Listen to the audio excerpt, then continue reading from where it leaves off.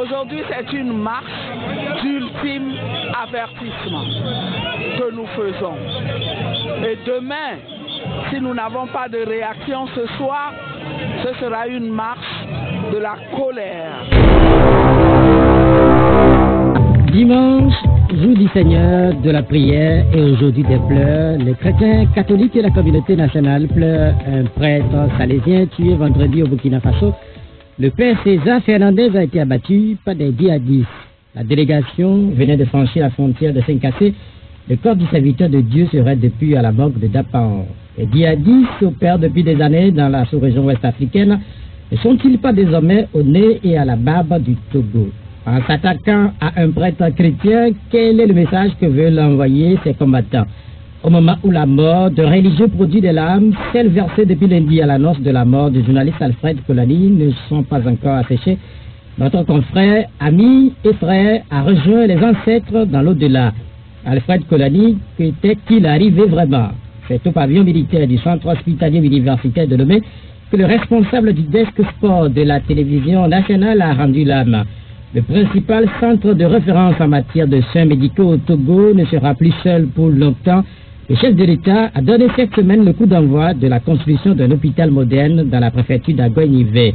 Enfin, peut-on s'exclamer? Depuis des années, le débat autour de la qualité des infrastructures de soins au Togo est resté vif et d'actualité. Ces sans mélangement qu'ils sont qualifiés de véritables mouroirs. D'ailleurs, combien sont-ils encore au sein de l'élite civile et militaire du pays à se faire soigner au Togo? L'hôpital Saint-Péregrin va-t-il finir par se substituer à Val-de-Grâce ou à Pitié-Salpêtrière en France ou à Soga-Kopé District Hospital au Ghana? Le Ghana est sans aucun doute une référence au Togo et lentement le Togo veut se relever. Cette semaine, il a ajouté à la liste déjà très longue des dons, emprunts, aides, subventions et assistance financière 35 millions de dollars américains, soit 16 milliards de francs CFA du Millennium Challenge Corporation. Les soucis liés aux nouvelles technologies et aux fonciers vont-ils du coup commencer leur recul? Et cette année, 2020 est dans toutes les têtes. Actuellement, Akleso annonce la candidature de Foy Singbe pour la présidentielle. Nicolas Lawson annonce lui-même sa candidature. Combien seront-ils réellement au départ de la présidentielle de l'année prochaine? Et ce que la presse titille, finiront-ils par se décider comme l'ont été les ministres togolais et le patron parti tenir leur conseil sur un terrain de football à Tabligo? Merci de nous rejoindre au D12 de Pyramide FM. Un invité nous accompagne, le professeur Magloire Kwakouvi, il est enseignant des universités du Togo. Notre technicien du jour est Romaric Freitas. Les numéros de l'émission sont 96 50 34 37 et 70 43 09 70. Professeur, bonjour. Bonjour. Comment allez-vous? Je vais bien par la grâce de Dieu. Et votre dimanche? Ah, il a commencé par la messe de 6 heures et il continue. Il continue? Ouais. La messe? Non, le dimanche. Le dimanche. Vous êtes à la radio, donc, et il a été abondamment question de radio cette semaine. Je ne sais pas si vous le savez, puisque chaque année maintenant, depuis 8 ans, les Nations Unies ont décidé de célébrer la journée internationale de la radio. Oui. Qu'est-ce que ça vous représente, la radio? C'est la question que nous allons poser à beaucoup de nos auditeurs, beaucoup de nos invités cette semaine. Bon, je dirais que c'est le moyen le plus populaire d'informer le peuple parce que à l'arrivée de la télévision, on avait craint sa disparition. Elle n'a pas disparu et Internet est arrivé. Elle s'est installée sur Internet. Donc, je pense que c'est un moyen très simple et très commode d'atteindre le peuple. Même les vendeuses de cola, les vendeuses de bruit peuvent avoir leur radio à côté. Et ce n'est pas une mauvaise chose. L'essentiel, c'est que les émissions soient instructives et non pas abrutissantes comme les télénovelas de certaines chaînes de télévision. Voilà ce que moi je peux dire. Vous avez eu votre pause récepteur à quel âge? Je l'ai acheté moi-même. Hein. J'avais déjà plus de 27 ans. 27 ans. Vous avez eu 27 avant d'avoir votre premier. Oui. C'était à combien? Satellite 2000, c'était à 80 000 francs CFA. Vous l'avez acheté à 80 000. À Paris. C'était pas à Lomé. Ok. Ce qui est certain, on a pour les radios, notamment au Togo, deux époques. Il y a eu cette époque où il n'y avait que la radio nationale. Et aujourd'hui, avec le multipartisme, il y a beaucoup plus de radios. Comment c'était à cette époque-là où il n'y avait que la radio nationale? Pour vous, auditeurs? Bien, la radio nationale avait été très bien occupée parce que vous connaissez les centres culturels, Djambakome, Tokouin, Konakwe. Il y avait des relais de la radio nationale à ces endroits-là. Et il n'y avait pas moins de 9 langues nationales qui traduisaient les nouvelles de la journée. Et je crois que c'était une très bonne politique nationale de la radio. C'est vrai que le clou que beaucoup de personnes attendaient, c'était les disques demandés. Mais à part les disques demandés, il y avait de l'information pour une bonne partie de la population parce que 9 langues sur la quarantaine, des langues qui s'interpenetraient, du bon travail quand même. Aujourd'hui, il y a beaucoup plus de radios et on vous invite souvent dans les radios. Quelle est votre appréciation qui est faite du travail qui se fait un peu partout au niveau de ces différentes stations de radio, la plupart des stations, du moins exclusivement FM? Oui, je crois que les radios togolaises compensent le manque à gagner créé par la pauvreté au niveau du peuple. Parce qu'à défaut d'acheter 2, 3, 4 journaux à 250 francs pièces, si vous écoutez une émission sur les nouvelles du jour, ça vous revient moins cher que de dépenser pour quotidiennement ou bien chaque semaine. Les journaux ont leur place sur le plan d'archives et de minutes de l'histoire contemporaine. Mais rien ne vaut une émission à la radio.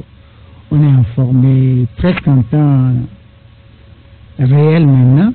La mort du père Hernandez a été jusqu'au-delà du Burkina et du Togo, presque en temps réel. Donc, on ne peut pas combler ce vide-là de la radio. Personnellement, je l'ai dit tantôt, vous êtes souvent invité dans les émissions radio. Je ne sais pas, qu'est-ce que vous en tirez de cette expérience? Je rappelle que vous avez enseigné dans les universités. Aujourd'hui, on vous écoute, vous participez aux émissions de débat. Personnellement, qu'est-ce que ça vous apporte? Ça me permet de partager mes idées avec mes compatriotes parce que je suis à Radio Maria 3 jours sur 7 et j'anime des émissions scientifiques, spirituelles et autres. Je pense que ça permet à la grande portion du peuple qui n'a pas été à l'école d'être informé également en Milan, puisque c'est la langue dans laquelle je traduis d'habitude les paragraphes à partir du français. Bon, maintenant, lorsque je suis invité sur les autres chaînes que Radio Maria, je donne mon point de vue de citoyen et d'universitaire, et je pense qu'il y a une bonne partie de la population qui l'apprécie également. Vous êtes devenu, sans doute, un confrère, puisque vous officiez maintenant 3 jours sur 7, n'est-ce pas, sur Radio Maria. Mais pour ce qui concerne votre statut d'invité, nous avons un problème, et il faudrait franchement le dire, c'est que au niveau des émissions politiques, vous allez constater qu'il y a très peu qui se décident facilement à répondre favorablement aux invitations des médias. À quoi cela peut être dû? À la peur? Ouais, c'est une sorte d'autocensure, étant donné que le système politique du pays nous pousse à marcher sur le fil du rasoir, comme dit Friedrich Nietzsche. Donc, les gens, en refusant les invitations, ne veulent pas d'histoire, c'est tout. Parce que vous n'allez pas tourner la langue 7 fois avant de dire certaines choses et on peut l'interpréter différemment, on peut l'interpréter autrement, on peut le déformer. Et je vous donne, je n'étais pas sur une radio, bien que le nombre de milliardaires au Togo. Si vous allez sur YouTube maintenant, quand vous rentrez milliardaire togolais, c'est mon nom qui vient en premier. Bon, ça c'est un effet induit, néfaste. Il faut que je sois millionnaire d'abord avant d'être milliardaire. Mais bon, c'est comme ça. C'est les masses médias, on n'y peut rien. Mais comment est-ce qu'on peut vouloir faire de la démocratie sans arriver à faire des débats, notamment au niveau des médias? Aujourd'hui, il faut quand même l'avouer que s'il n'y avait pas de journalistes pour pouvoir animer des débats, des débats contradictoires, on n'en aura pas au Togo. On n'en aurait pas, oui, mais bon, on aura ce que l'on appelle en sociologie la massification, parce que les gens apprennent les nouvelles à 13h ou à 20h, même si l'événement s'est passé à 5h du matin. Et pendant ce laps de temps, beaucoup d'autres événements se passent. Mais sur le politique, je pense que dire son opinion convenablement, sans insulter ses compatriotes, c'est une habitude à prendre. Et je convierais beaucoup de compatriotes à prendre cette habitude-là. Nous allons commencer cette émission en parlant de la radio, et quand on évoque la radio, oui, ceux qui travaillent sur les radios, ce sont les journalistes, mais ceux qui travaillent également à la télévision, on les appelle les journalistes, puisqu'on peut choisir de travailler à la télévision ou dans la presse écrite. Il y a un journaliste de la presse télévision, ou de la télévision, qui est mort cette semaine, c'est Alfred Kolani. Je ne sais pas si vous le connaissez. Oui, je le vois souvent donner des commentaires sur les matchs de la Champions League, du championnat africain et puis accessoirement du championnat togolais qui est très épisodique. Donc vous n'avez pas de rapport particulier? Personnellement, pas de rapport particulier. Moi je le suis parce que du secondaire jusqu'à l'université, j'ai été numéro 9. J'ai encore des photos à la maison. Donc, vous avez joué au football? Bien sûr. Donc, puisque c'est un journaliste sportif... oui, je suis les émissions sportives. Oui, c'est responsable. Il est responsable du service des sports de la télévision nationale. Il est parti au moment où des travaux sont en cours au niveau de la télévision nationale pour améliorer le cadre de travail au niveau de cette télévision. Finalement, on peut dire que c'est une grande perte pour cette maison. Oui, on peut le déplorer parce que je crois que la télé est arrivée au Togo en 1972 et nous sommes en 2019 aujourd'hui. On a mis du temps pour améliorer ce cadre-là. Je constate que certains studios de radio sont beaucoup plus agréables à voir que les studios de la TVT, même s'ils font du travail de qualité. Je crois que le rôle que ces médias d'État jouent dans la nation mériterait beaucoup plus d'investissement. Oui, justement, politiquement, comment peut-on comprendre que dans tous les pays, on sait que la place des médias est très importante en ce qui concerne la gouvernance politique, mais que dans un pays comme le Togo, les médias sont négligés à ce point?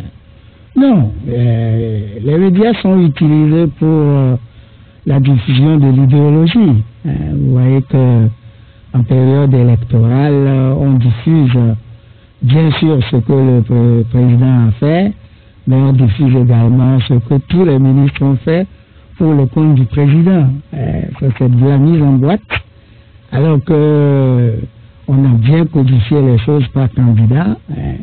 On peut dire que voilà, l'opposition a eu un meeting au terrain d'accord de Sewa, en 3 minutes et puis on s'en va. On va à Blita pour le Premier ministre, on va à Matin pour le ministre de l'Agriculture, on va dans le village de tel ou tel ministre qui va parler au compte du président avec les moyens de l'État, le carburant de l'État, etc. Bon, c'est cette manière-là qui différencie les médias d'État africains des autres médias, parce que au lieu de nous donner des débats contradictoires entre la majorité et l'opposition, tous les trimestres, on n'a pas ça. On attend 5 ans pour diffuser les idées des candidats et puis on dit que voilà, c'est démocratique. Bon, on espère que à l'horizon 2030, c'est l'horizon du Togo émergent, toutes ces choses-là vont changer. Bien, merci. Nous sommes dimanche et nous avons commencé par parler de médias et notamment de la radio. Mais dimanche est aussi consacré à la célébration des offices religieux. D'ailleurs, vous nous aviez dit au début de cette émission que vous revenez d'une messe. Oui. Et ce dimanche, il y a quand même cette question. Après la mort du prêtre salésien César Fernandez, qui a été notamment prêtre à Lomé, à Bigidi. Qu'est-ce qui s'est passé? C'est en fait la question qui est posée aujourd'hui sur les bancs des églises. Est-ce que vous avez une réponse?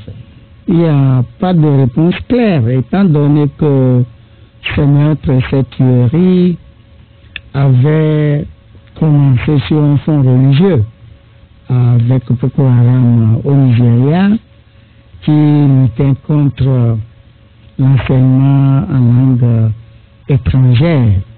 Mais chemin faisant, les choses se sont complexifiées, les gens se font exploser même dans les mosquées maintenant. On donne des charges d'explosifs aux petites filles, aux femmes, etc. Donc on ne comprend plus rien.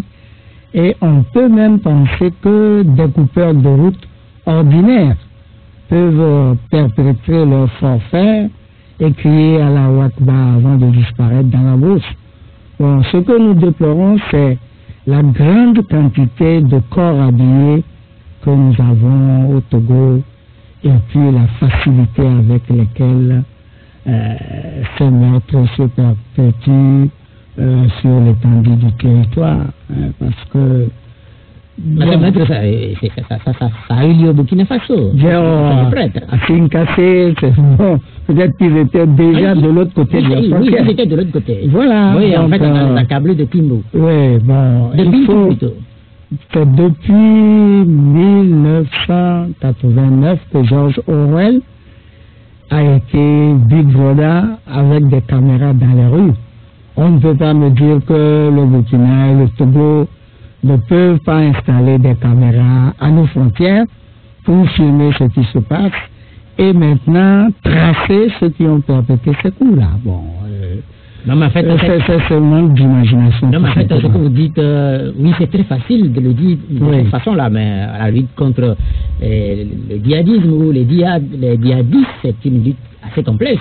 Oui, mais c'est imagination contre imagination, intelligence contre intelligence.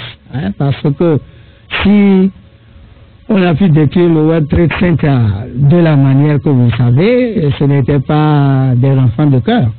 Bon, maintenant, on ne peut pas prendre à charge la gestion de tout un pays et se comporter comme un collégien. Hein. Il faut des brain trusts, il faut des think tanks, et lorsque ces choses-là arrivent, il faut prendre les moyens. Hein. Je rigole toujours quand on dit qu'il y a des troubles au stade et que, bon, on n'arrête personne. Hein. Au stade, en mettant la caméra à l'endroit du trouble, on peut avoir les fauteurs de trouble tout de suite. On les met à la télé et puis on peut rapidement les faire arrêter. Non, mais en fait, ce qui est certain, c'est quand même deux situations différentes. Les violences dans un stade de football qui est un endroit clos. Et la lutte contre le djihadisme qui se fait maintenant sur des espaces assez vastes, assez grands et difficiles à contrôler. Cette lutte même qui bénéficie de l'appui des puissances extérieures. Cette lutte ardue. Mais je pense que si on prend la vie des citoyens comme quelque chose de sacré, on peut mettre les moyens pour lutter contre cela. Nous allons revenir sur la lutte dans un instant, mais particulièrement le prêtre. Est-ce que vous le connaissez? Oui, j'ai travaillé avec lui depuis 2002, puisqu'il était à l'Institut Don Bosco, qui donnait des enseignements en sciences de l'éducation et en philosophie. Et avant de devenir un institut universitaire aujourd'hui, à ISPSH, il a travaillé également à Kama, où l'on forme des jeunes à divers métiers manuels. Donc, c'est quelqu'un que j'ai croisé, disons, depuis 2002. Kama, c'est à Gbadjomé ou à Kodessoa? C'est à Kodessoa. C'est entre l'Institut Don Bosco et l'Université Don Bosco. Donc, c'est quelqu'un qui est connu, qui est au Togo depuis des années, n'est-ce pas? Depuis les années 80, oui. Au Togo, quand on évoque les prêtres, on sait qu'il y a des Salésiens, mais on parle parfois aussi des Comboniens. Oui, il y a des Comboniens. Quelle est la différence entre... non, c'est les congrégations. Donc, les premiers qui ont débarqué à la plage au 19e siècle, c'est les SVD. C'est les prêtres du Verbe divin. Ensuite, on a eu les SMA, la Société des missions africaines venues d'Alsace et Lorraine en France. Après, on a eu les Dominicains, les Salésiens, les Congoliens, toutes les congrégations que nous pouvons avoir. À Dobegan, nous avons les Bénédictins, les Bénédictines, etc. Bon, l'Église est universelle et les gens vont en mission selon leur tempérament et leur cœur. Oui. C'est la première fois quand on évoque des morts en ce qui concerne les djihadistes, quand on évoque des morts du côté togolais, c'est la première fois qu'on entend quand même le nom de quelqu'un qui vient du Togo et naturellement d'ordinaire, ce sont des soldats qui sont engagés notamment au Mali, qui tombent de temps en temps. Mais là, quand on s'attaque à un prêtre, est-ce que c'est derrière un message qu'on envoie? Bon, on peut décoder ça de diverses manières. On peut penser que c'est la toute première lutte de l'envahisseur étranger, impérialiste de la également. Et il est plus facile de détruire que de construire. Donc, la facilité avec laquelle on supprime la vie humaine indique en clair que élaborer quelque chose, construire est plus difficile que détruire. C'est dommage, mais c'est des vies humaines que nous perdons. Le djihadisme, le combat des djihadistes, c'est un combat qui est pour les Togolais un combat lointain, puisqu'on évoquait il y a encore quelques années l'Irak, on évoquait la Syrie. Et cette lutte ou ce combat mené par ces adeptes musulmans est de plus en plus proche du Togo. Est-ce qu'on doit s'inquiéter? On doit s'inquiéter parce que le Nigeria n'est pas si loin que vous le pensez. S'il n'y avait pas de tracasseries aux douanes, vous pouvez quitter Lomé le matin, aller faire vos emplettes à Lagos et revenir en fin d'après-midi. C'est les incongruités africaines qui font que les gens tirant beaucoup d'argent de cette douane-là, ils ne veulent pas les supprimer sitôt, même s'ils ont à la bourse la libre circulation des biens, des capitaux et des hommes. Mais ça, c'est l'Afrique, vous ne pouvez rien. Donc, il ne faut pas se penser à l'abri sitôt, puisque nos frontières sont poreuses et le mal est vite arrivé. Donc, ce qu'on peut recommander aujourd'hui, malgré tous les moyens qui sont mis en œuvre, ces moyens visiblement paraissent insuffisants vu la mobilité et la rapidité avec lesquelles les djihadistes continuent à opérer, notamment au Mali, au Burkina Faso, au Nigeria et là, au port du Togo là, puisque Bintou ou Bitou, c'est pas très loin de Sénégal. C'est ça. Non, je continue et je pense que si on s'assied, on réfléchit, on peut les contenir. Est-ce que ça me dit que depuis que ce fléau a commencé à gangréner notre sous-région, on n'a pas suffisamment réfléchi? Mais on y pense. On a même évoqué ces groupuscules à partir du mois d'août 2018 à Sokodé. Mais sans 2017 à Sokodé sans preuve ni rien du tout. Donc on y pense, mais ce que moi je dis, c'est que dans les pays modernes, il y a des cellules de réflexion qu'on appelle des brain trusts. C'est des trusts de cerveau et des think tanks, des lieux, de banques où l'on pense. Et d'habitude, c'est ce qui manque aux Africains. Ils sont beaucoup plus anglais à mater les marcheurs et les étudiants que de penser à ces choses-là. Ça ne viendra pas à la force de ça. Non, ce qui est certain aussi, ce que vous dites n'est pas aussi facile à réaliser. Si les États-Unis même ont des difficultés, si la France a des difficultés, et cela suppose que quelque part c'est une lutte assez complexe. La complexité là-bas, vous pouvez dire que c'est une lutte naturelle. L'exemple que je donne souvent, c'est celui de l'éléphant et de la fourmi. L'éléphant, c'est plusieurs tonnes de viande, mais 2 fourmis dans la propre d'un éléphant, ça peut causer des dommages collatéraux très très forts. Mais je persiste et je le redis. Si l'on s'assied pour réfléchir à ce problème-là, on peut le contenir. Aujourd'hui, les réponses qui sont apportées à ce phénomène, ce sont des réponses visiblement militaires, puisqu'il y a le G5 Sahel, il y a plusieurs opérations qui sont menées dans le Sahel. Et au-delà de ces réponses qui sont militaires, est-ce qu'il va falloir réfléchir à autre chose? Peut-être apporter des solutions sur le plan de la justice sociale, par exemple? La justice sociale, mais beaucoup sur le plan de l'éducation également, parce que les 3 sources de mensonges et d'erreurs dans les sociétés humaines, ce sont la culture, la politique et les religions. Donc il faut que dès l'école primaire, les enfants soient aguerris contre ces 3 sources de mensonges, de telle sorte qu'ils sachent que, bon, être un adepte de l'Église à Togoville, ce n'est pas un crime de lèse-majesté. C'est la liberté de religion, tout simplement. Article 19 de la Déclaration universelle des droits de l'homme.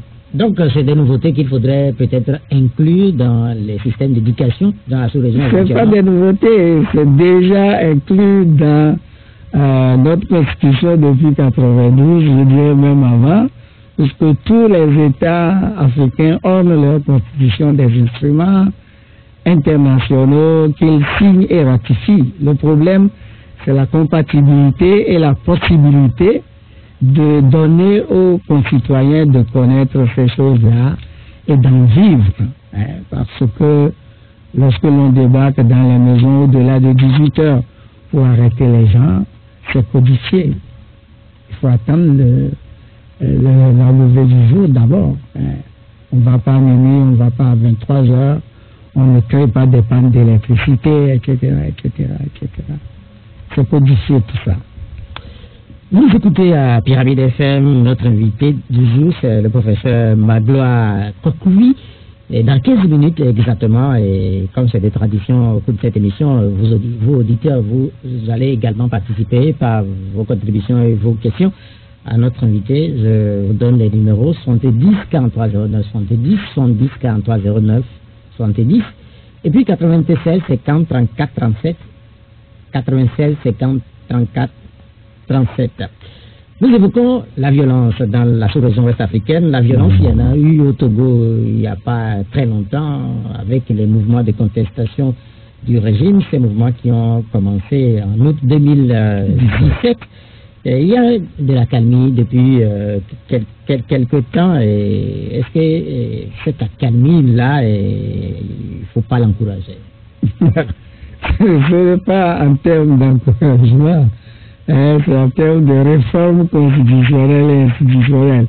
Tant que ces réformes-là ne seront pas faites, il ne faut pas se leurrer. Ce n'est que reculer pour mieux sauter. C'est-à-dire? C'est-à-dire qu'il nous faut des élections à 2 tours, il faut un redécoupage électoral moderne, et non pas 13 voix contre 1 voix, etc.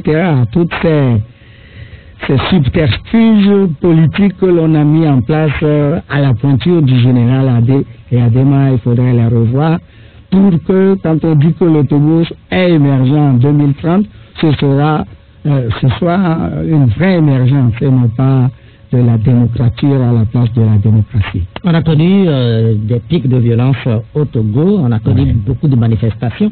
Je ne sais pas, comment est-ce que vous avez vécu toute cette période-là? Bon, j'ai participé à ces manifestations avec des phases de mon âge. Je crois que la dernière était à Feu Jardin, le jour où on a tiré sur les gens à balles réelles. Vous parlez de 1993, moi je parle de... Non, c'est pour vous dire que actuellement je suis l'actualité, mais de ma chaise à la maison. Je ne vais plus au meeting parce que je ne cours plus les 100 mètres en 12 secondes, comme j'avais 14-16 ans. C'est fini ça. Donc j'ai 74 ans, qui veut voyager loin, maintenant je fais mon tour. Je suis l'actualité, je sais ce qu'il nous faudrait pour que la paix civile revienne, et tant qu'on ne l'aura pas fait, je m'inscrirai en faux contre toute accalmie, toute paix civile, toute, je ne sais pas, toutes ces affaires idéologiques-là, il faut les dénoncer et puis c'est tout. Pour beaucoup, notamment autour du pouvoir, cette crise elle est finie, elle est derrière nous. Mais visiblement, vous écoutez. Non, c'est une manière de voir. C'est une manière de voir parce que le fait d'avoir désamorcé la C14 en tenant les gens en respect avec 8000 hommes en armes pour perpétrer le hold-up électoral du 20 décembre 2018 ne veut pas dire que le Togo est fini. Non. Beaucoup de jeunes ne connaissent pas le slogan de Ernesto Che Guevara et de Fidel Castro. C'est siempre hasta la victoria finale. C'est-à-dire, ça veut dire toujours lutter jusqu'à la victoire finale. Tant que nous n'aurons pas ces réformes constitutionnelles et institutionnelles, il ne faut pas croire que nous allons dormir en paix. Mais le pouvoir a cédé à concrétiser. Oui, ouais, ça, vous avez dit le pouvoir. Dans un pays, il n'y a pas que le pouvoir. Il y a la majorité, il y a l'opposition parlementaire, il y a l'opposition informelle, et puis il y a le peuple. Ça fait 4 acteurs politiques différents. C'est quoi l'opposition informelle? L'opposition informelle, c'est moi, c'est Togoata, qui ne sommes pas d'accord et qui donnons nos opinions par écrit ou bien oralement. Nous sommes l'opposition informelle. C'est-à-dire ce que on a essayé de nous mettre dans des partis politiques, mais nous, on n'est pas dans un parti politique. Nous n'avons pas besoin d'un parti politique pour réfléchir sur notre pays. En clair, vous voulez dire que s'il faudrait réagir, il faudrait réfléchir pour le Togo, concrétiser quelque chose pour le Togo, ce n'est pas uniquement du ressort du pouvoir en place. Non, c'est du ressort de nous tous. Mais la manière de le faire au désavantage d'une partie de la population amène les crises et les marches, c'est tout. Il faut écouter, c'est les gilets jaunes qui y a en France. Ouais. Il y a le Venezuela, il y a les États-Unis. Bon, ben ça c'est la vie humaine. Ce n'est pas quelque chose de propre au Togo. Il ne faut pas croire ça. Les deux tours, et puis la limitation du mandat présidentiel, vous savez... Plus le principe un homme, une voix. Ce n'est pas une voix contre 13 voix. Toutes ces subterfuges et ces ruses de Sioux là, il faut les laisser de côté. C'est quoi les ruses de Sioux? Les ruses de Sioux, c'est que une voix dans la Soli vaut 13 voix à Lomé. C'est comme ça que le RPT Uni a gagné les élections depuis les années 90 jusqu'à ce jour. Et le découpage date des années 50, s'il vous plaît. 1954. Donc il faut changer. Hein? On ne peut pas construire des aéroports New Deal, se dire qu'on est œuvre de ceci ou cela, et puis avoir des lois du Moyen-Âge. Hein? J'allais vous demander si vous partagez une position, mais évidemment, à vous écouter, vous la partagez. C'est la position de Monseigneur Philippe Fanoko Kodzo qui a critiqué les dernières élections législatives, et des élections qui devaient solutionner la crise qui a fini ou qui continue selon la position où on se trouve. Est-ce que c'est des critiques que vous partagez? Bien sûr, puisque ce qui s'est passé le 20 décembre, moi je l'ai dénommé un hold-up électoral avec mention très bien, félicitations du jury. Et ce jury-là comporte la CEDEAO, l'opinion internationale, l'ONU, les G5, etc. Mais est-ce que c'est pas comme ça finalement le monde? Non, ce n'est pas comme ça le monde. Ce serait trop facile de dire que c'est comme ça le monde. Mais si ce n'est pas comme ça le monde. S'engager à faire des réformes depuis, c'est 2006 ou 2012? 2006. Voilà. Et ne pas les faire, il ne faut pas dire que c'est comme ça le monde. Non, mais en fait, je pose parce que nous avons étudié l'histoire. L'empire d'Alexandre le Grand partait de la Grèce là-bas jusqu'au Tibet. Hein? Je ne parle même pas de Jules César, d'Atatürk, de Tchakazulu, des autres. Donc l'histoire de l'humanité est jonchée de ces coups de force-là, mais ça finit toujours. Hein? Il faut être réaliste et penser que Si on a mis Samson et Dalila dans la Bible, ce n'est pas pour décorer la Bible. Sur le fonctionnement. Et le tendon d'Achille dans la mythologie grecque également. Quand vous parlez de la communauté internationale, et vous critiquez la CEDEAO notamment, ma question, si je me réfère un peu à ce qui se passe aujourd'hui dans le monde, Guaido qui se proclame président au Venezuela, qui est soutenu par la communauté internationale notamment. Avant même la fin de la journée. Mais d'autres leaders africains s'étaient autoproclamés président et ils n'ont pas eu les mêmes soutiens. Mais oui, il y a eu Mayolo, c'est le tout dernier. Non, les dichotomies se font sur la géopolitique, les intérêts, etc. Il ne faut pas oublier que le troisième tête togolais a été baillé pour 35 ans. Il ne faut pas penser la vie de la nation en marge de ces choses-là.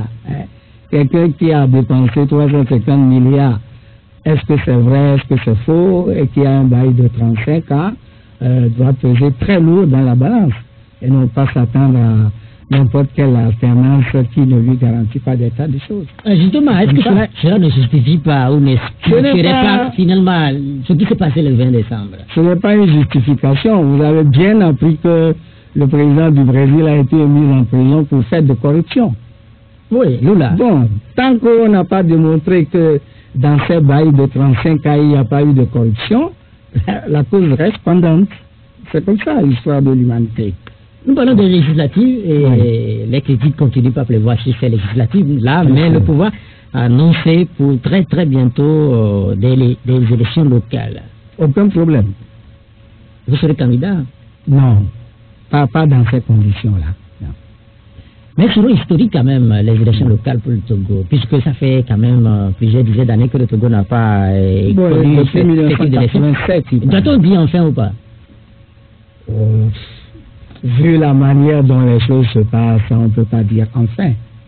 Puisque c'est réclamé depuis quelques années, l'opposition notamment. Je pense que vous n'avez pas un fil continu de l'évolution de l'Afrique.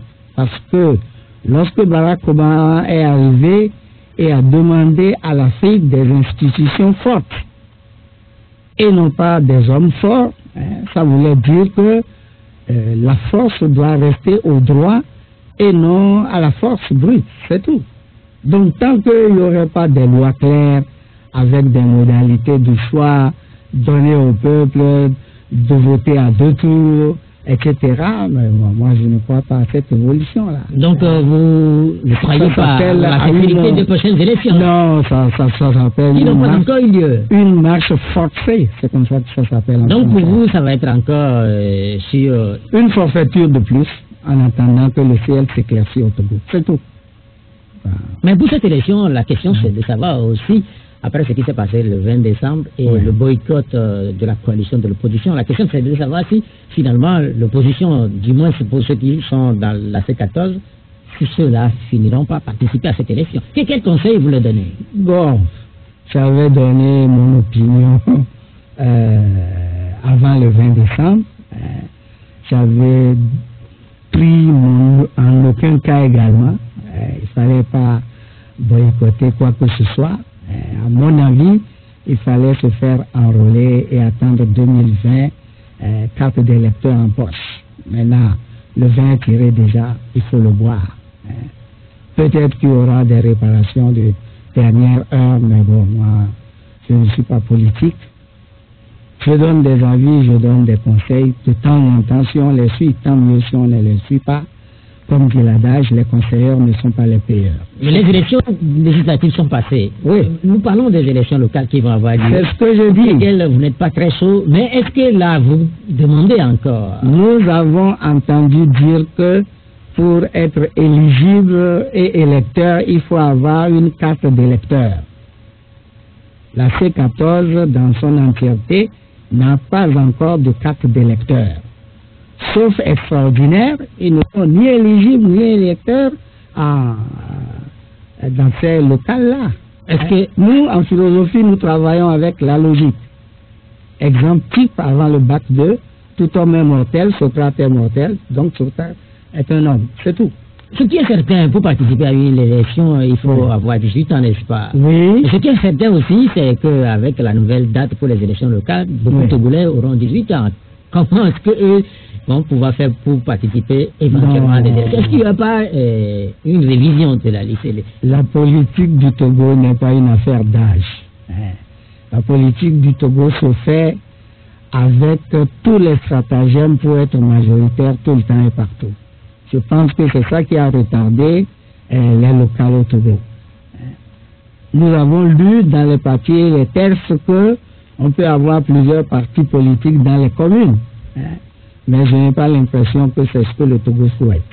Le Togo veut être majoritaire partout, dans les communes, dans les régions, dans les préfectures et à l'Assemblée nationale. C'est une idéologie. Bon, on en prend acte, c'est tout.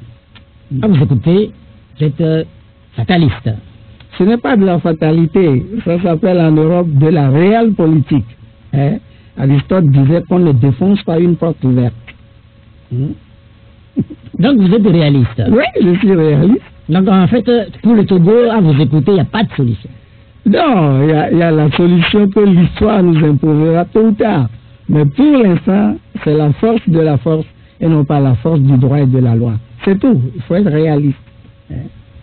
Quand on évoque, en fait, ce thème-là, sans doute qu'on fait référence à la question de l'alternance au pouvoir, et 2005, c'est pour bientôt. Vous avez dit tantôt que vous aviez conseillé à vos amis ou à ceux que vous considérez comme tels d'aller s'inscrire, d'avoir la d'attendre du tout. 2020, ça va être un tournoi historique pour le Togo? Oui, mais à la manière togolaise, c'est tout. Non, mais à la manière togolaise. À la manière togolaise, 1963 jusqu'à 2018, le 20 décembre. C'est ça la manière togolaise. Pourquoi vous voulez parler autrement? Mais là, je comprends plus. Vous ne comprenez pas quoi. Je vous dis que la force prime le droit depuis 1963. Lorsque nous avions créé la LTDH, j'avais écrit un article qu'on a eu tort de tuer Sylvanus Olympio. Il fallait l'arrêter, l'emprisonner et le juger. Mais si vous avez pris le fait de refroidir les gens comme idéologie politique, qu'est-ce que vous voulez que moi je vous dise? Bientôt donc... Le 20 décembre 2018, c'est 8000 personnes en armes. Vous les avez comptées? Non, moi j'ai entendu à la réserve, c'est Fawcett. Vous pouvez aller revisiter les Togo Frères et le reste. C'est pour sécuriser, n'est-ce pas? Bien sûr, ça c'est pour sécuriser. Même les États-Unis et les Nations Unies ont des forces de sécurité. Ça c'est la Libye roi. Nous allons permettre maintenant aux auditeurs de participer à l'émission. Comme je l'avais annoncé tantôt, je rappelle que notre invité, c'est le professeur Magloire Kwakoui. Les numéros de l'émission 70 43 09 70 et puis 96 50 34 37. Un premier auditeur est en ligne déjà. Allô? Bonjour. Allô? Oui, bonjour. Ah oui, allô? Bonjour. Oui, je ne suis pas le seul à intervenir. J'ai une observation. Ben là, en fait, carrément, on a du mal à... Allô? Vous avez un professionnalisme avéré. La deuxième observation, c'est au niveau de votre invité. Il a un de culture générale et une élocution formidable. Maintenant, la question là-bas. Oui, allez-y. Il y a trois pays. Le pays dans lequel il y a le stabilité politique, le pays dans lequel il n'y a pas d'alternance, et le pays confronté au terrorisme. Quel est le pays le plus enviable? Ah oui. Oui, vous reprenez la question, s'il vous plaît. Merci. Non, mais en fait, notre ami n'a pas, il n'a pas attendu. Ce que j'ai pu retenir, parce que la liaison, elle a été mauvaise, carrément, c'est qu'il voulait qu'on fasse un choix entre un pays dans lequel il y a l'alternance politique, un pays dans lequel il y a l'instabilité, un pays dans lequel, je sais pas, j'ai pas noté. Oui, non, on peut répondre, on n'a pas besoin de réfléchir jusqu'à demain soir. Je crois qu'en Afrique, les gens confondent la stabilité politique qui est dynamique avec l'absence de guerre. Je crois que c'est ce que les gens confondent. Ce n'est pas parce qu'il n'y a pas de guerre au Togo que le pays est stable. Le pays n'est pas stable, puisque un pays pauvre très endetté qui a généré 100 milliardaires, dans ce même pays, la pauvreté est descendue de la savane jusqu'au bord de la mer, et des gens n'ont pas $1 pour manger chaque jour. C'est de la stabilité, ça? Non, mais on parle de stabilité politique. Si par exemple, vous avez les institutions qui fonctionnent. Oh, je comprends très bien. Le pays est tenu en respect par les armes, comme l'Algérie. Je les compare souvent ces deux pays. Donc vous, ce n'est pas, non, ce n'est pas la Corée du Nord. C'est la paix du cimetière. Oui, en fait, c'est pour ça que nous l'appelons en sociologie. Je suis d'accord. C'est au cimetière que rien ne bouge. Si vous bougez, on vous canarde et puis c'est tout. Bien, merci. Deuxième auditeur. Allô? Allô? Allô? Bonjour. Bonjour, M. Pierrot. Oui, coucou, comment vous allez? Ça va très bien. Oui, votre question? Salut, professeur. Oui, c'est bonjour, monsieur.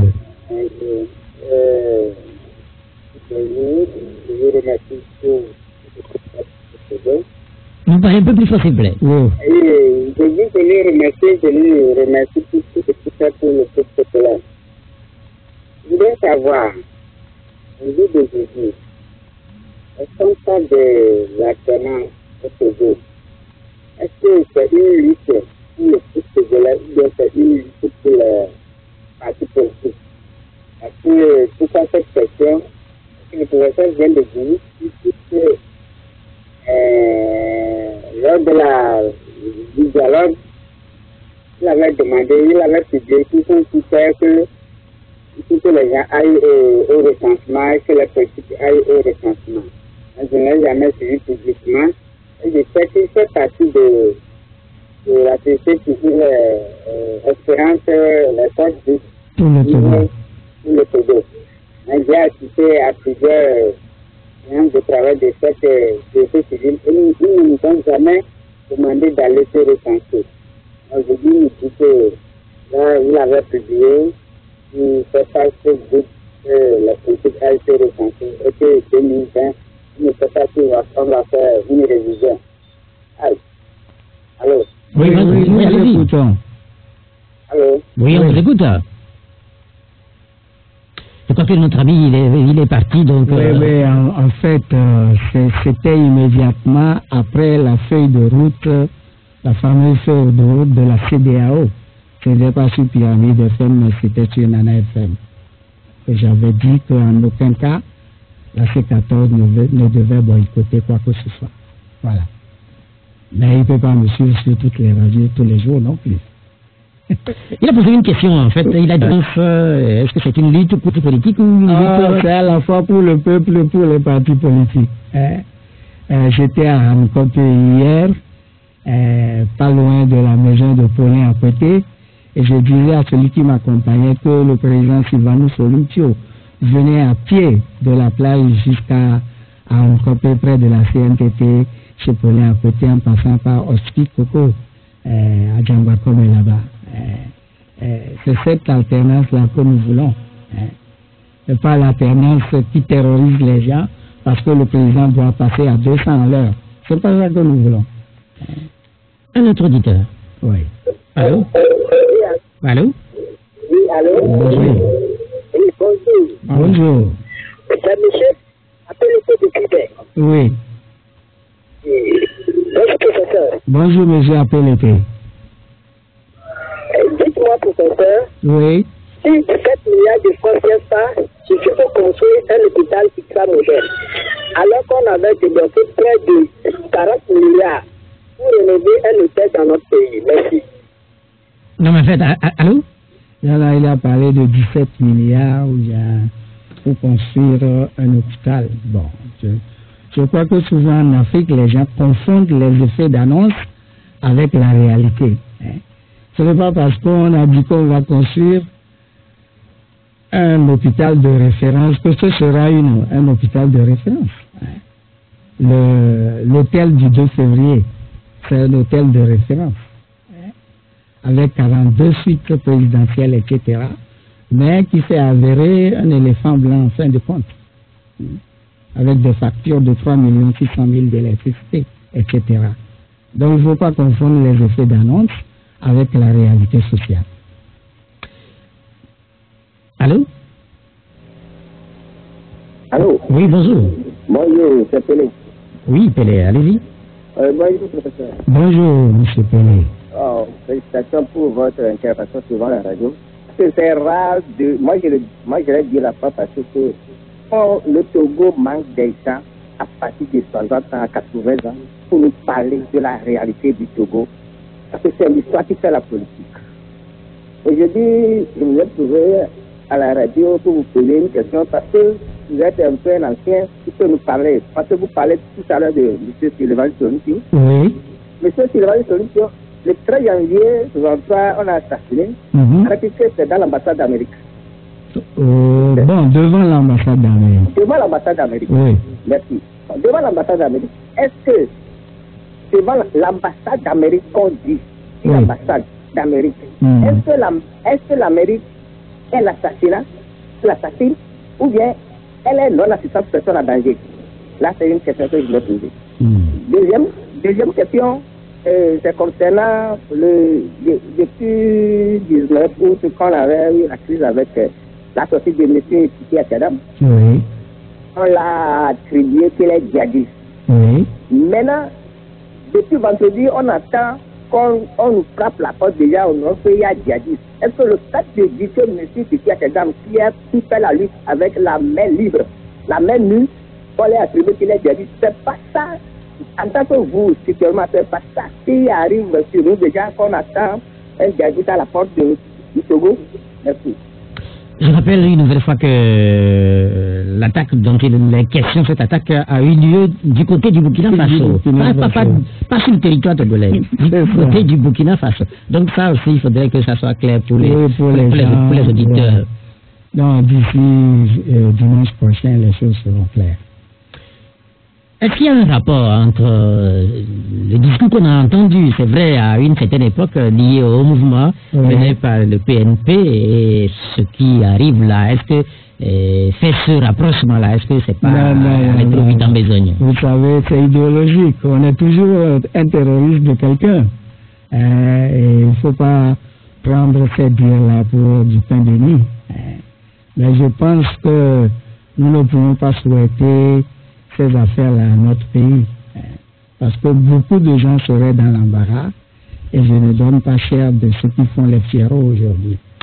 La première partie de sa question, c'est concernant l'assassinat de Sylvanus Olympio. Là aussi, est-ce qu'il y a un rapport à faire entre le fait que quelqu'un soit assassiné devant votre ambassade et l'accusation qui est visiblement portée par en parlant d'assistance? La thèse qui revient souvent, c'est que Olympio aurait escaladé sa maison qui justait la résidence de l'ambassadeur Poulaga, je crois que c'est comme ça qu'il s'appelait, et s'était caché dans une voiture, et lui, naïvement, il a informé l'ambassade de France, etc. Donc, pour ne pas avoir le macabé sur les bras, bon, il a laissé sortir, et puis les autres l'ont trucidé.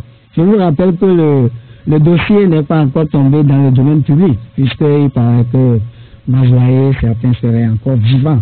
En général, c'est après 30 ans, mais pour Olympio, c'est toujours sous-scellé. Ceci explique cela.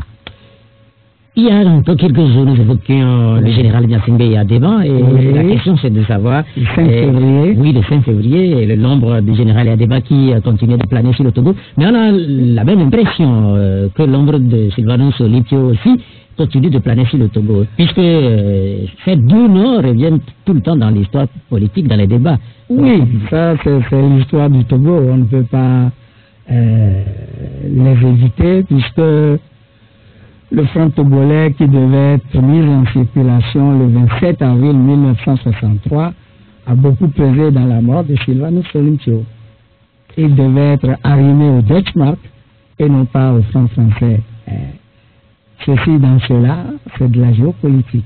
Bien, merci. Je rappelle à nos amis, notamment ceux qui nous regardent sur Facebook, Thomas Combé, notamment qui nous regarde du côté de Paris, de repréciser sa question, puisque nous avons eu quelques soucis qui ont fait que je n'ai pas pu noter la question qu'il a bien voulu nous envoyer, à votre endroit notamment.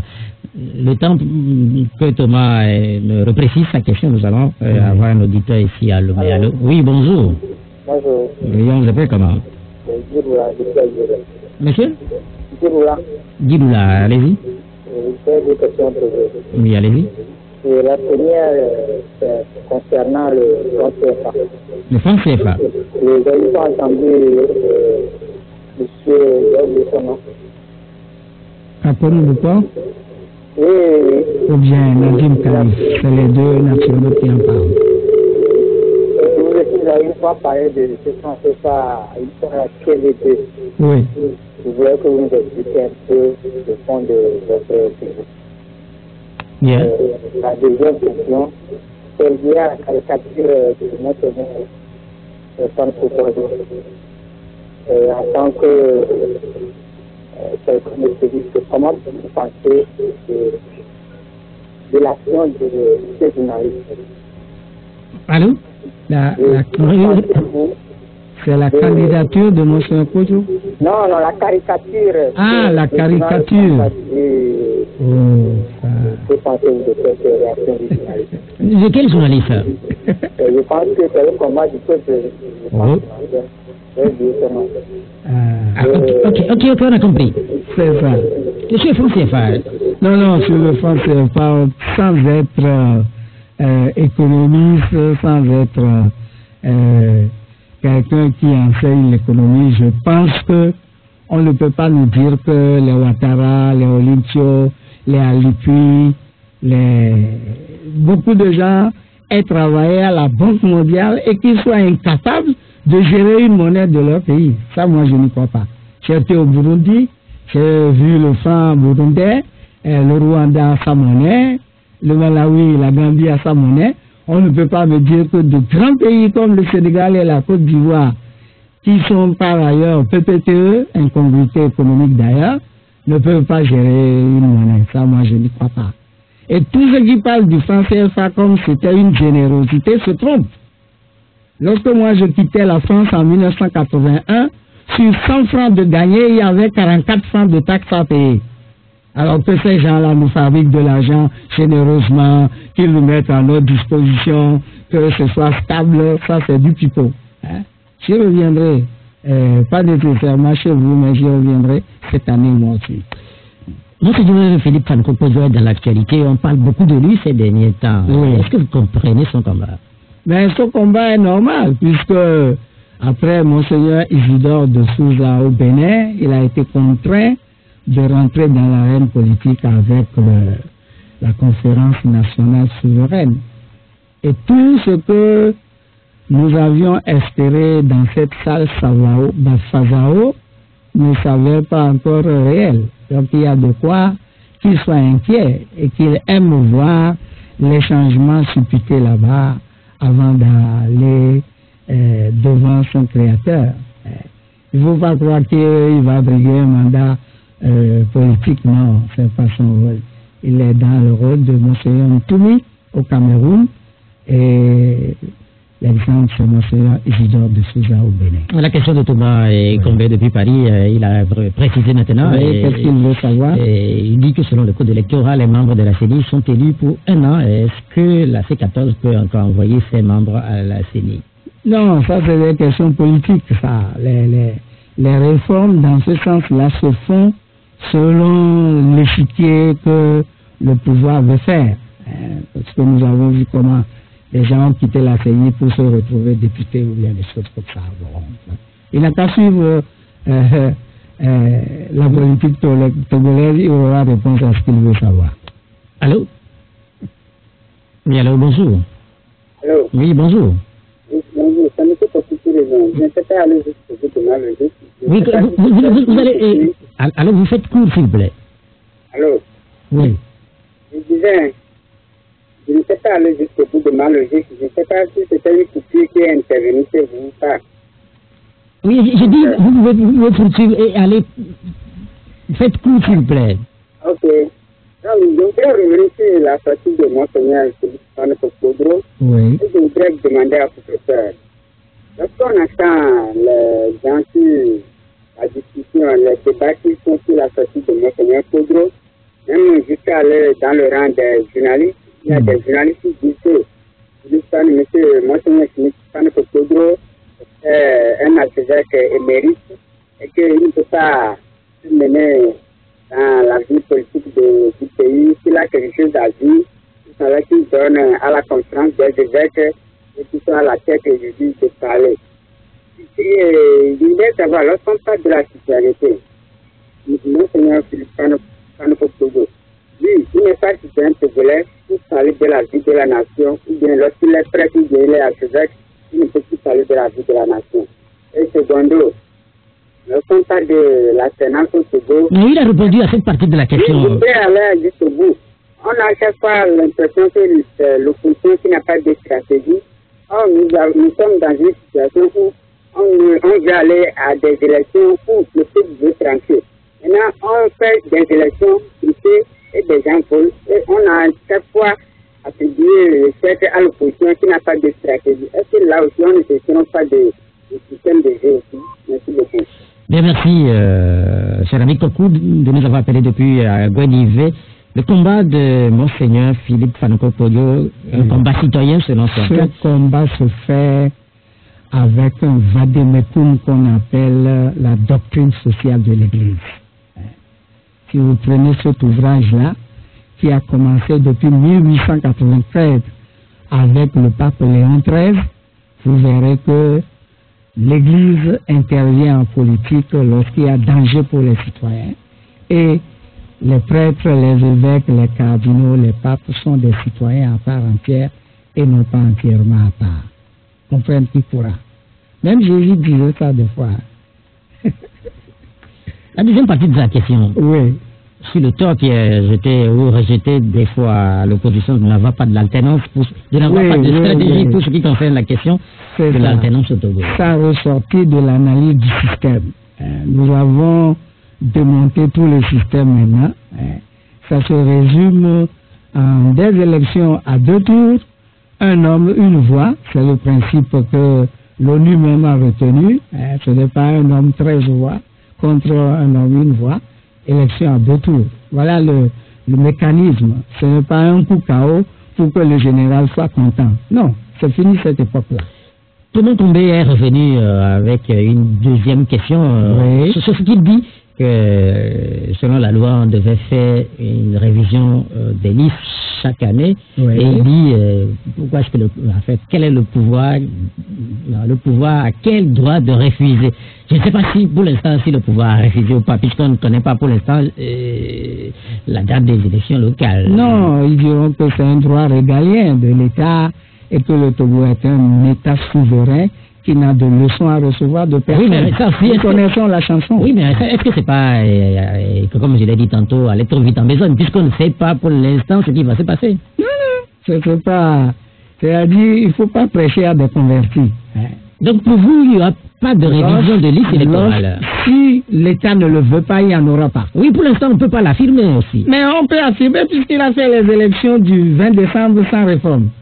Alors, nous sommes en droit de dire qu'il peut faire ce qui lui plaît dans son rectangle de pays sans recevoir de leçons de qui que ce soit. Est-ce qu'il fait des élections sans réforme et il fait des élections sans réviser une liste électorale? Est-ce que ce n'est pas deux choses différentes? Non, les réformes électorales contiennent la réforme des listes, c'est tout.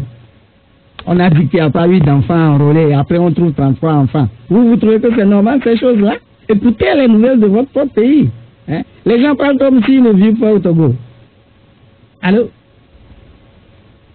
L'auditeur, il n'est pas là. Non. On peut continuer. Allô? Oui, bonjour. Bonjour. Ouais, vous appelez comment? C'est radio. Cédric. Oui, vous avez un poste récepteur qui est allumé à côté de vous. Ok, je me déplace un peu. Cédric. Oui, Cédric depuis avec vous. Oui, Cédric, votre question. Voilà, merci beaucoup, professeur. Vous avez aussi un téléphone à côté? Non. Ok, allez-y. Ouais. Merci beaucoup, professeur, pour toute cette partie. Mais je voudrais poser cette question. Lorsqu'il dit que Monsieur Podro, le prêtre Podro, monseigneur Podro a le droit, Oui. en tant que citoyen, de parler. Ne pensez-vous pas que lorsqu'on est citoyen, mais qu'on a un certain niveau donné, il y a un peu cette retenue qu'il faut avoir pour ne pas, au lieu de verser l'eau sur le feu, qui verse de l'huile, parce que c'est ce qu'il a essayé de faire. Lorsque les choses sont en train de se calmer, il fait encore des sorties, il dit encore des choses, et je crois que normalement, pour ces choses-là, les prélats doivent le faire de façon diplomatique et dans les coulisses, au lieu de le faire sur les ondes radio et tout cela. Et puis, cela m'étonne un peu lorsqu'on dit que l'Église a le droit de se mêler de la politique, alors que nous voyons ce qui se passe aux États-Unis, nous voyons ce qui se passe en France, nous voyons ce qui se passe en Italie, et jamais nous n'avons vu une sortie officielle de l'Église qui dit tant, en tapant du doigt et du poing sur la table. Oui. Non. Bien. Si par exemple, s'il vous plaît, et si par exemple, les prêtres vaudous sortaient, les musulmans sortaient, les cantations sortaient. Merci beaucoup. Bien, merci pour votre intervention. Réaction. Non, je crois que les prêtres vaudous sont sortis. C'est quelle année ça? D'abord pour la purification. Oui, pour la purification, ils ont pris beaucoup d'argent. Lui, il n'a pas appris ça. Non, mais, je ne sais pas, puisque le détail n'est plus en ligne. En fait, voilà sa position. Oui, c'est sa position. Monseigneur Podro a vécu une partie historique du Togo dans la conférence nationale souveraine. Tout ce qui a été décidé là-bas n'a pas été mis en application. Je pense qu'il a le droit de donner son opinion sur cette non-mise en application de ce qui a été décidé là-bas. Je ne vois pas où est le problème. On peut l'insulter, on peut lui cracher dessus, on peut le crucifier sur une croix, mais c'est de bonne guerre. On ne peut pas dire que quelle diplomatie. Il n'y a pas de diplomate au Togo avant qu'on le vote le 20 décembre. Ou bien les diplomates, ils étaient partis du Togo. Donc la retenue dont parle notre ami Cédric, cette retenue-là, vous ne la comprenez pas. Les vérités n'arrangent pas tout le monde. Hein? C'est Nietzsche qui l'a dit. L'important, ce n'est pas de dire la vérité, il faut savoir qui ça arrange. Voilà le fond du problème. Ce n'est pas un problème de Monseigneur Podro contre Monseigneur émérite. Hein?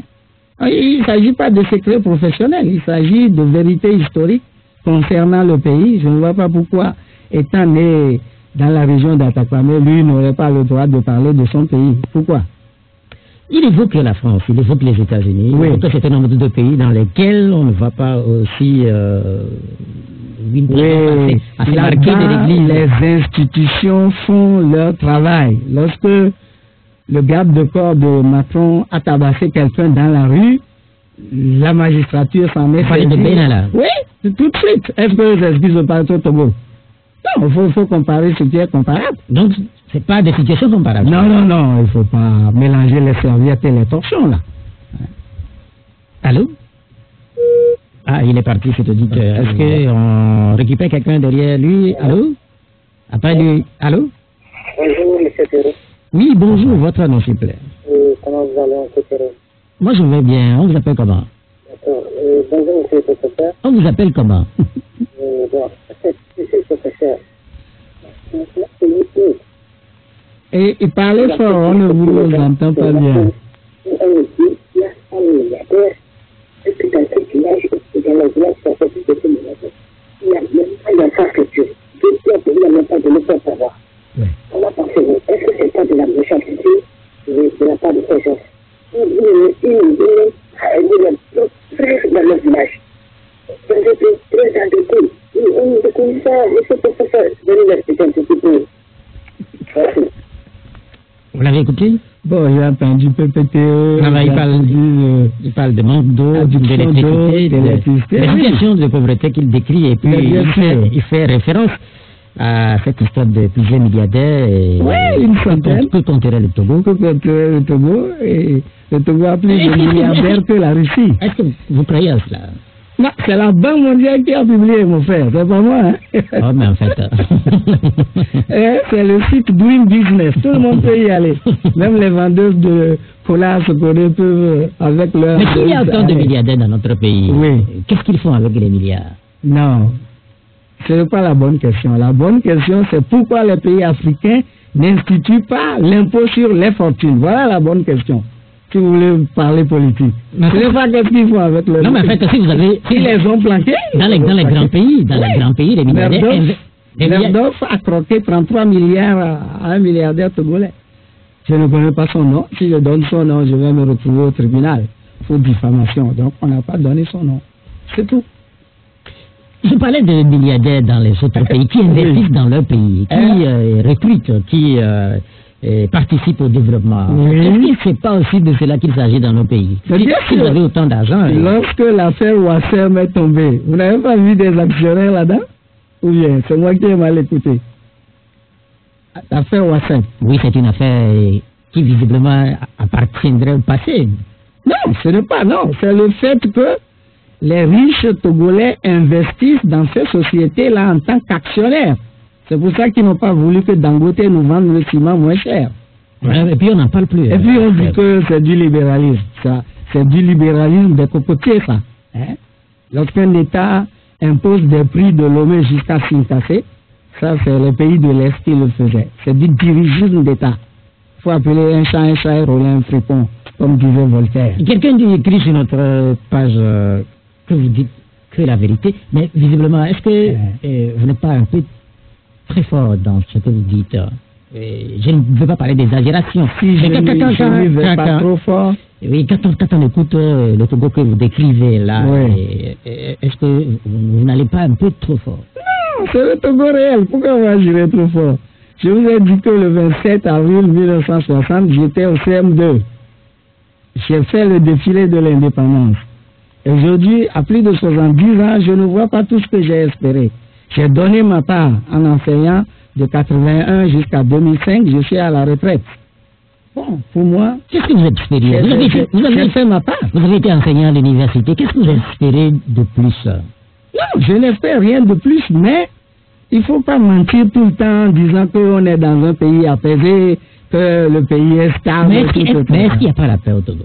Quelle paix? Je vous dis que c'est la paix des cimetières. Mais c'est ça c'est votre position. Vendredi passé, je revenais de Radio Maria. Moi, j'écoutais de la musique dans la voiture naïvement quand une torche m'a interpellé et m'a donné l'injection de reculer. J'ai dû reculer à 20-25 mètres, éteindre tous mes phares pour que des voitures passent à 200 km à l'heure. C'est la paix, ça? Non, mais ça dépend de... Ça dépend de quoi? Ça dépend de ce que vous décrivez là. Ça dépend de quoi je décris. C'est moi-même qui conduisais, c'est mon permis, c'est ma voiture. J'ai payé les impôts jusqu'à la retraite. On m'a retiré de l'argent pour payer l'INAM, etc. Donc, vous me dites que je vis dans la paix. Je dis que je ne vis pas dans la paix. Mais si une voiture passe à 200 km à l'heure, oui. Mais quel est le rapport? Est-ce qu'on a besoin de me terroriser, moi, avant que cette voiture ne passe à 200 km? Ah, vous avez été terrorisé. Il fallait me dire, vous reculez, vous éteignez vos phares, c'est tout. Donc, pour vous, le pays n'est pas en paix. Bon, ça, c'est une affaire de bouteille à moitié pleine ou à moitié vide. Si vous estimez que vous êtes en paix, c'est votre affaire. Moi, ce n'est pas mon affaire. Allô, notre auditeur. Allô. Allô? Oui, bonjour. C'est celui qui revient, monsieur. Oui. Bon, professeur. Oui. S'il vous plaît, quelles sont les dates de la mort de Nicolas Grinisky et M. Clément Dajon? Parce que déjà, le 30 février 2005, c'est la date de la mort de M. Yadema. Oui. Est-ce qu'on a en train de célébrer ça? Bon, si, par exemple, un fils de Clément Dajon est au pouvoir maintenant, lui aussi, il va célébrer cette date-là. C'est ça la question, que le développeur, tout ça là. Ça dépend s'il a fait à l'école militaire de Chicago, puisque c'est des choses qui se font de père en fils. Donc moi, je ne peux pas vous répondre. Lorsqu'on vieillit, il y a une maladie qu'on appelle Alzheimer. Donc vous ne connaissez pas mon âge, je vous le donne, c'est 74 ans. Je n'ai pas la date de la mort de Grinisky en tête. Ça ne me pas marqué autant que le 13 janvier 1963, parce que j'habitais pas loin de Noé Koutoukli, du côté de la Pirogue. Et j'allais à l'école à la cathédrale. C'est tout droit. Je passais derrière la maison de Sylvanus Olympio par le grand marché pour arriver à la cathédrale. Là, je m'en rappelle. Mais les livres d'histoire ont toutes ces dates-là. N'ayez pas peur. Allô? Oui, allô? Bonjour. Oui, allô? Allô? Toujours la radio. Allô? Allô? Je crois que nous avons encore quelques soucis pour pouvoir avoir convenablement cette audite. 2020, c'est bientôt, je le disais tantôt. Oui, c'est bientôt, il y a 2 mois en moins déjà. Et beaucoup d'observateurs estiment que cette année préélectorale va être une année agitée avec des annonces de candidature. On a appris que le chef de l'État actuel, Ford Yassingbe, sera candidat. Ouais. On a appris également que Nicolas Lawson sera candidat. Est-ce que vous êtes surpris par ces annonces? Non, non, pas du tout, puisque lorsque Adani Faye a été candidat, il avait joué un rôle de sparring partner comme le président de ULI à l'époque. Le président de ULI, c'est un parti politique qui n'existe plus. Je me rappelle plus son nom, mais les auditeurs le connaissent très bien. Celui pour qui on n'a donné qu'une voix et il a chassé sa bonne le soir, parce que sa femme n'a pas voté pour lui, la bonne n'a pas voté pour lui. C'est sa voix seule qu'on a comptée. Allô? Allô? Oui, bonjour. Oui. Bonjour. Bonjour. Monsieur Touré. Allô? Oui, monsieur Touré. Monsieur? Touré. Touré. C'est pour Touré. Oui. Je salue le docteur. Oui, le docteur vous répond et vous salue également. Merci beaucoup. Il y a le président de la République, il y a une minorité qui s'accapare Oui, des biens de l'État. c'est ça. Donc, il est sûr, il est honnête. Oui, Et normalement, il est le premier magistrat oui. du pays. Pourquoi maintenant, il donne maintenant à une institution de faire des enquêtes pour traquer ces gens-là? J'aimerais une explication bien fondée, n'est-ce pas? C'est ça. Merci. C'est une question qui revient très souvent, cette question de minorité. En philosophie morale et politique, nous appelons ça du marketing politique. C'est la 3e institution que cette appliquée-là pour traquer éventuellement les détourneurs de deniers publics. Bon, maintenant, il y a un adage du pays qui dit que quand un barbu tombe dans le feu, on ne demande plus d'après sa barbe. En clair, qu'est-ce que vous voulez dire? Ça veut dire que on a su qu'il y a eu 600 millions qui ont disparu en Afrique du Sud, n'est-ce pas? Pour ce qui concerne la Coupe d'Afrique des Nations. Pour la Coupe d'Afrique. Il y a eu une question de 600 pour la route Saint-Joe-Vaughan, 23 ou 25 milliards. Mais on connaît le préjudice. J'ai dit tout à l'heure que pour l'affaire du garde de corps de Macron, la justice en est saisie, le Parlement on a interpellé. Pourquoi au Togo ça ne marche pas comme ça? Est-ce que c'est pas aussi... C'est pas un pays francophone? Est-ce que c'est pas aussi que ces pays sont plus évolués que les nôtres? Non, c'est pas en termes d'évolution. Quand je parle d'évolution, même des mentalités. Non, non. Quand on n'est pas courageux pour dire le droit, on fait autre chose. On ne se dit pas juge, machin, truc, bidule. C'est du courage. Et quand on n'a pas le courage de perdre les élections, on fait les réformes constitutionnelles et institutionnelles. C'est pas plus compliqué que ça. Mais pour ce qui concerne les médias, oui. Vous voulez dire que les juges doivent s'auto-saisir de cette affaire et éventuellement traquer ceux qui sont... Mais bien sûr. Mais est-ce que c'est pas ce qui va se faire bientôt avec la police? Vous savez, on a eu 2 institutions sous le père qui devraient traquer les voleurs. En plus, c'est le 3e. Bon, wait and see. Nous sommes tombés sous l'égide de Saint Thomas. Sauf qu'il n'y a pas de résurrection ici. Peut-être un dernier auditeur pour la route. Comme on dit, un dernier auditeur. Allô? Alors, bonjour. Oui, bonjour. C'est toujours Cédric. Oui, Cédric. Oui, je reviens. C'est concernant le truc de l'alternance. Oui. S'il vous plaît, docteur, pensez-vous que l'alternance devait être donnée par décret? Ne pensez-vous pas que tout parti politique au pouvoir fait tout pour conserver le pouvoir, tout dans la mesure du droit? Pour conserver le pouvoir, alors lorsqu'on dit par exemple que le pouvoir ne donne pas l'alternance, ne permet pas l'alternance, moi, bon, ça me fait un peu rire. Parce que le pouvoir ne va pas se lever aujourd'hui, l'UNI ne va pas se lever aujourd'hui. Bon, ok, vous savez, bon, en 2020, l'ANC n'a qu'à venir prendre le pouvoir. Non.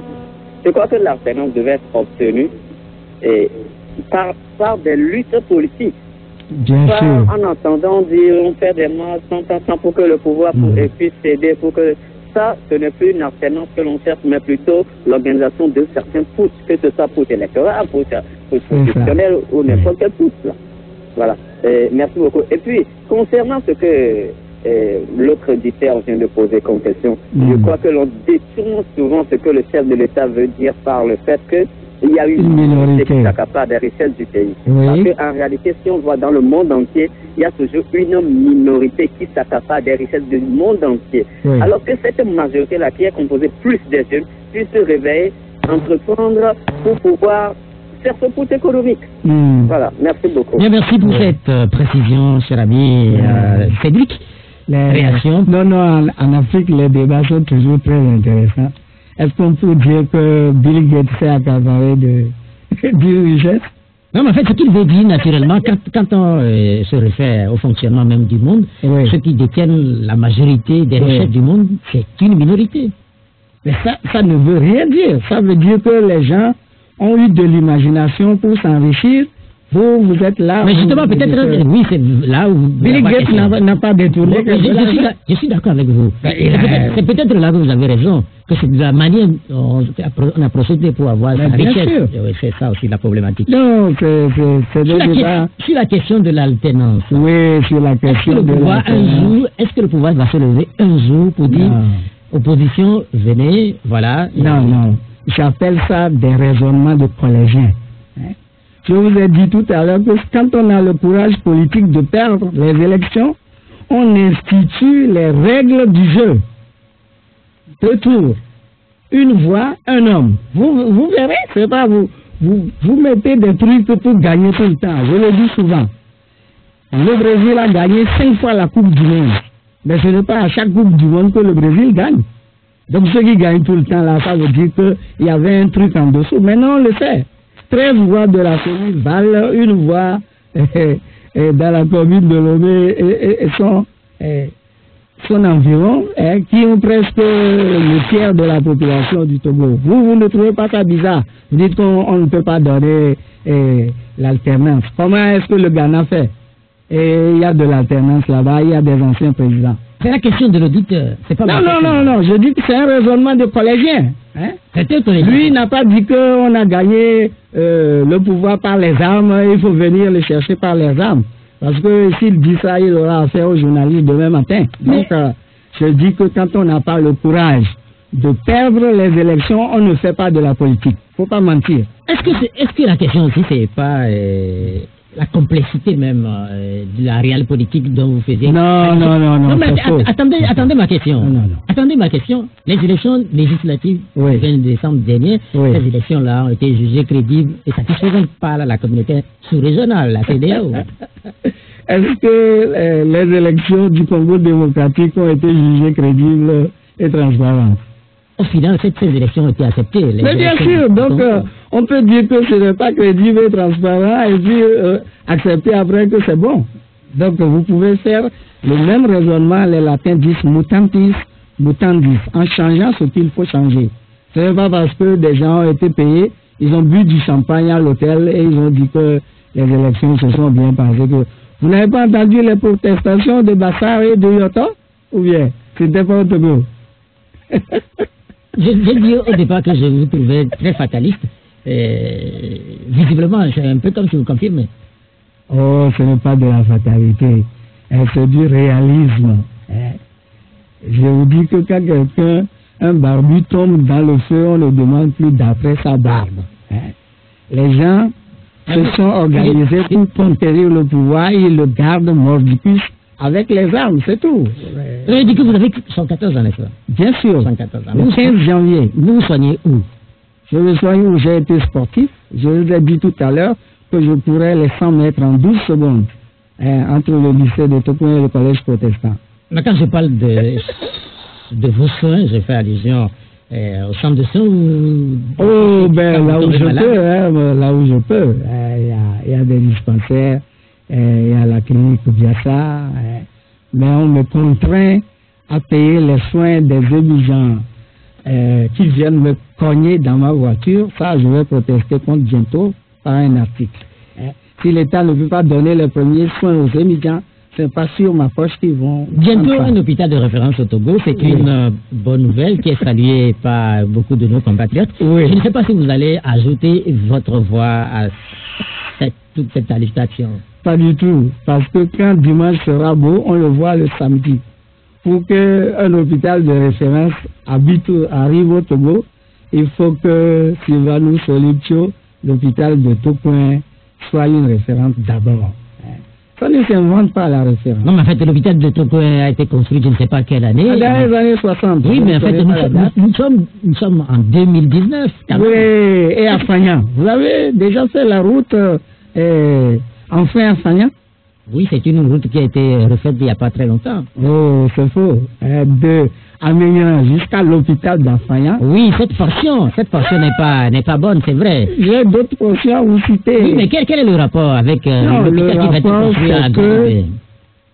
Quand un pays n'a pas de bonnes habitudes en matière de santé, on ne décrète pas des références. C'est tout ce que je veux dire. Non, mais en fait, est-ce qu'il ne faudrait pas commencer un jour, pas changer? Est-ce que ce n'est pas de cela qu'il s'agit aussi? Le Togo peut-être est en train de changer. Le 13 janvier 1960 était un début. Combien d'années il vous faut pour un début, pour commencer un jour? Mais est-ce qu'on peut dire finalement que vous appartenez au passé? Puisque vous... mais je suis vieux, je suis au passé, pourquoi vous voulez que vous rappelez, je sois du futur? Vous rappelez tout le temps. Mais oui, mais c'est au moment où moi je rêvais d'un Togo lors de l'humanité, je ne trouve même pas du cuivre de l'humanité. Et vous voulez que je dise que je suis content? Je ne suis pas content. C'est mon droit le plus absolu. J'ai payé les impôts jusqu'à cet âge-là. Donc pour vous, l'hôpital de référence, cette annonce, comme vous l'avez dit tantôt, c'est du marketing politique?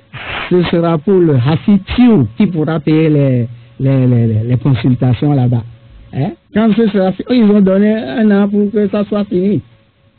Vous ne croyez pas? À cette vitesse-là, je ne crois pas que les murs seront solides.